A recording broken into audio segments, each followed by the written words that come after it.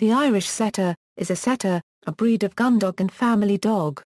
The term Irish Setter is commonly used to encompass the show-bred dog recognized by the American Kennel Club as well as the field-bred red setter recognized by the Field Dog Stud Book. Description: appearance equals, the coat is moderately long, silky, and of a red or chestnut color. It requires frequent brushing to maintain its condition and keep it mat-free.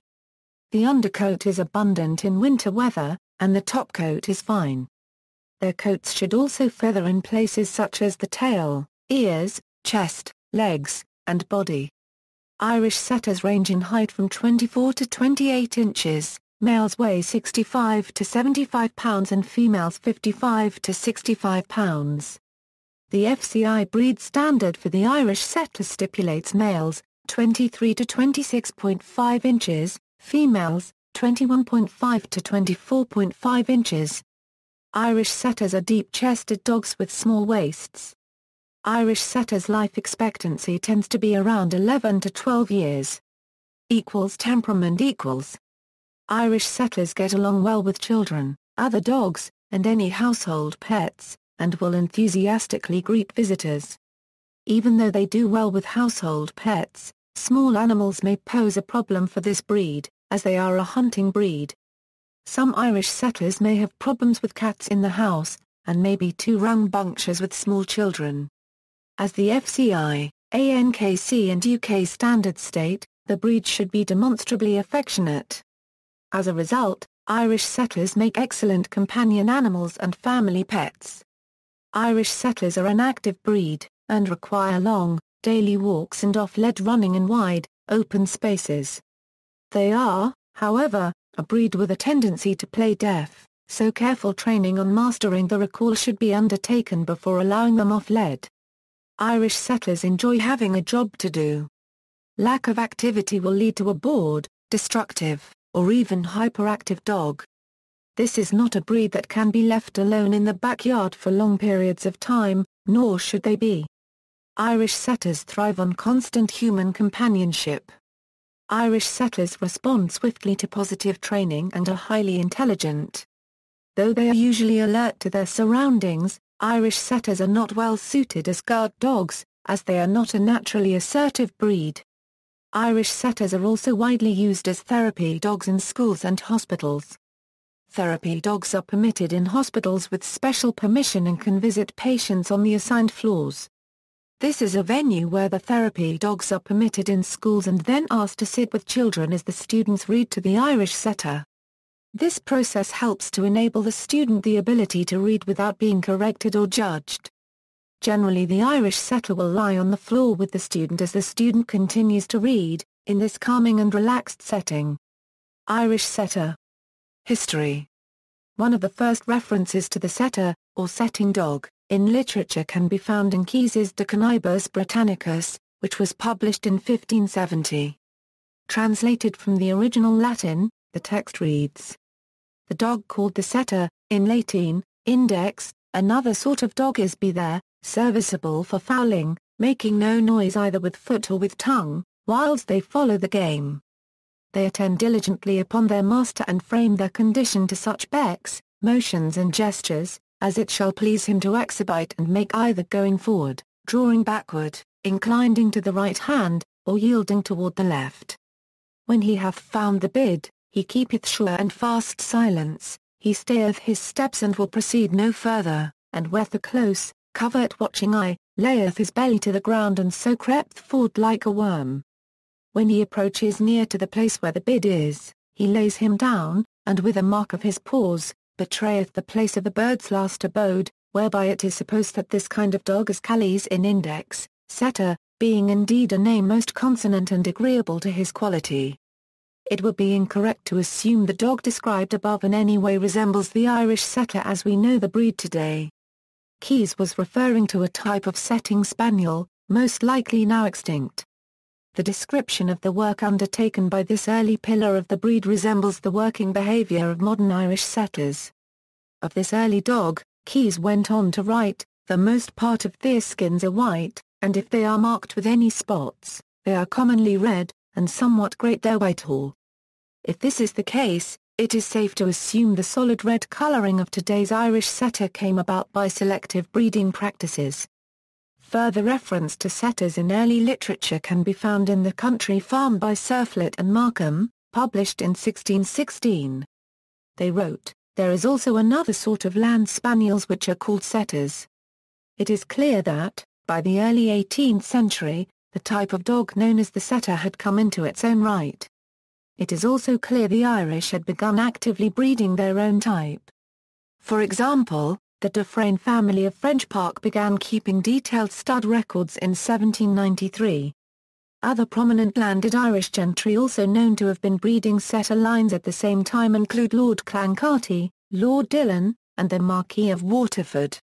It was noted as early as 1845 that setters in Ireland were predominantly either red, or, according to Youatt, very red, or red and white, or lemon-coloured, or white patched with deep chestnut. Clearly, the preference for a solidly coloured dog was having an effect on the appearance of the typical Irish-bred setter. The breed standard for the modern Irish setter was first drawn up by the Irish Red Setter Club in Dublin and approved on March 29, 1886. It consisted of a 100-point scale, with a given number of points awarded for each of the dog's physical attributes. The point system was later dropped. However, aside from some minor changes, the standard remains largely unchanged today in most countries where the breed is formally recognized. History. Uses. The Irish setter was bred for hunting, specifically for setting or locating and pointing upland game birds. They are a tireless, wide-ranging hunter, and well-suited to fields and wet or dry moorland terrain. Using their excellent sense of smell to locate the mark, the Irish will then hold a pointing position, indicating the direction in which the bird lies hidden. The Irish setter was brought to the United States in the early 19th century. In 1874, the American Field put together the Field Dog Stud Book and Registry of Dogs in the United States was born. The FDSB is the oldest purebred registry in the United States. At that time, dogs could be registered even when bred from sires and dams of different breeds. At about this time, the Llewellyn setter was bred using bloodlines from the Laverack breeding of English setter and, among other breeds, bloodlines from native Irish setters. Around the same time, the Red Irish setter became a favorite in the dog show ring. The Irish setter of the late 19th century was not just a red dog. The AKC registered Irish setters in a myriad of colors. Frank Forrester, a 19th-century sports writer, described the Irish setter as follows: "The points of the Irish setter are more bony, angular, and wiry frame, a longer head, a less silky and straighter coat than those of the English. His color ought to be a deep orange, red and white. A common mark is a stripe of white between the eyes and a white ring around the neck, white stockings, and a white tage to the tail." The setter that was completely red, however, was preferred in the show ring, and that is the direction that the breed took. Between 1874 and 1948, the breed produced 760 conformation show champions, but only 5 field champions. In the 1940s, Field and Stream magazine put into writing what was already a well-known fact. The Irish setter was disappearing from the field and an outcross would be necessary to resurrect the breed as a working dog. Sports Afield chimed in with a similar call for an outcross. Ned Lagrand of Pennsylvania spent a small fortune purchasing examples of the last of the working Irish setters in America and importing dogs from overseas.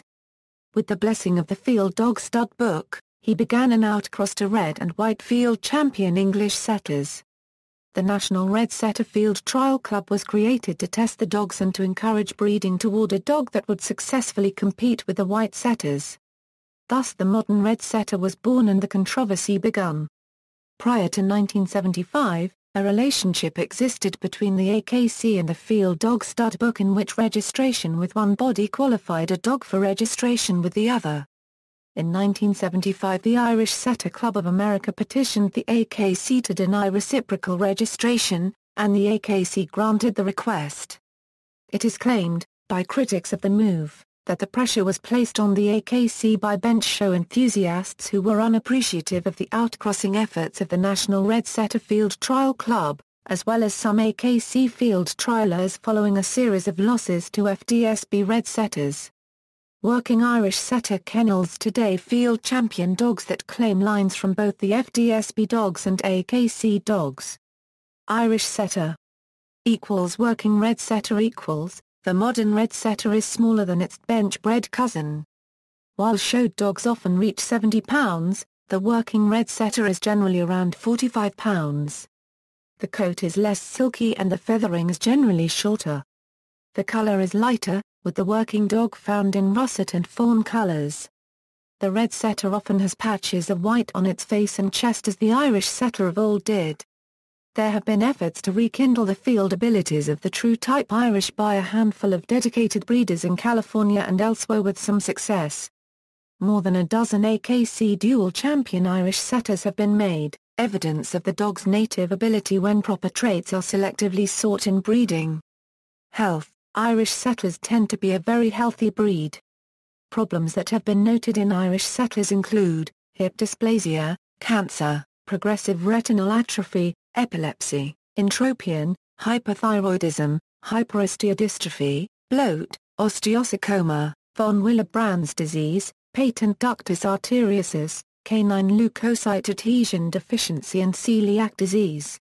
It should be noted that Irish setters are now one of the few breeds for which genetic tests have been developed to detect the presence of both CLAD and PRA.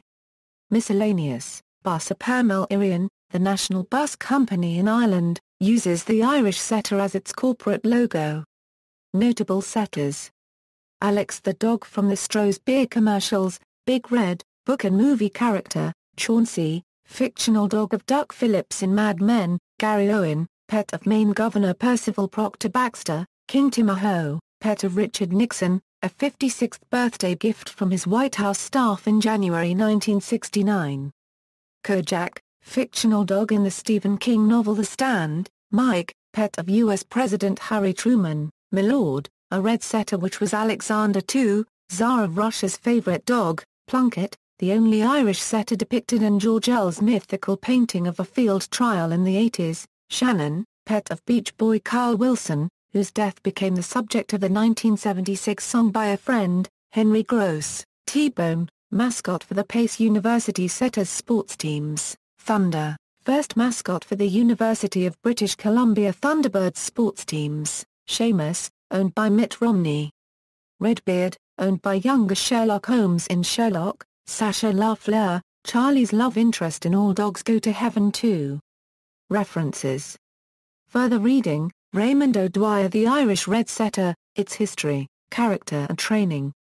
Cork University Press. ISBN 978-0-9535353-9-2. External links: Irish Setter at DMOZ.